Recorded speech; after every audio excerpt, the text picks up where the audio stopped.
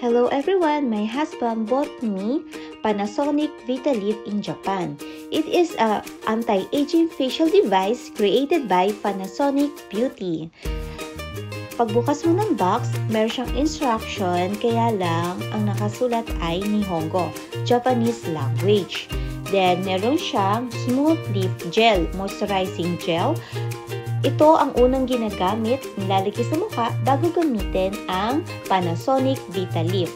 Then, meron siyang head charger. Tapos, ito naman, parang siyang goma. Nilalagay siya doon sa head noong Vitalift. Then, meron din siyang line charger. So, ito na ang ating Vitalift Anti-Aging Facial Device.